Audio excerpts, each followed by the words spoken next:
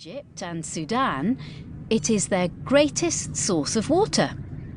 In fact, the power and majesty of the Nile fueled the ancient Egyptians and the Sudanese kingdoms of old. At the time we're visiting, most of the people who live on the banks of the Nile are north of the city of Aswan, which is in the south of Egypt, not far from the country's modern-day border with Sudan. Nearly all of Egypt's cultural and historical sites are close to the banks of the Nile. Why do you think so many people chose to live close to the river, Missy? That's right, because of the fresh water. Egypt is in northeastern Africa, and 4,500 years ago, when the first pyramids were built, the country was mostly made up of desert land, just like it is today. Back then, there were no water pipes to carry water to people. No, they had to live close to a water source, like the river. The Nile gave people fresh water at all times of the day to water their crops, and this allowed them to live good lives. The land at the north end of the Nile used to be called Lower Egypt. I know! Nowadays, we usually put north at the top of a map. But the ancient Egyptians named the upper and lower parts of the country based on the way the river was flowing. And the Nile flows into the Mediterranean Sea in the north of Egypt. So they named this area Lower Egypt. Yes, fascinating, isn't it?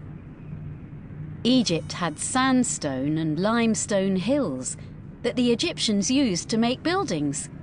We still use limestone and sandstone to make buildings today. In fact, the Empire State Building and the Pentagon in the United States are both made from limestone. And many temples in India and even Europe are too. Then, along the Upper Nile, in the south, the mountains were laden with gold. Yes, very handy indeed. In our time, Missy, Egypt is of course best known for its pyramids. The largest one, the Pyramid of Giza, is one of the 7 wonders of the world. The pyramids stand in the largest city in the Middle East and the Arab world, Cairo. Yes, that is where we're travelling to right now, Missy. And we're visiting during a time historians refer to as the Middle Kingdom era, when Cairo has already stood for more than 1,000 years on the banks of the Nile. The Middle Kingdom era comes straight after the Old Kingdom era, which is when the pyramids were built. Cairo is home to the famous pyramids of Giza and the ancient city of Memphis, the capital of ancient Egypt.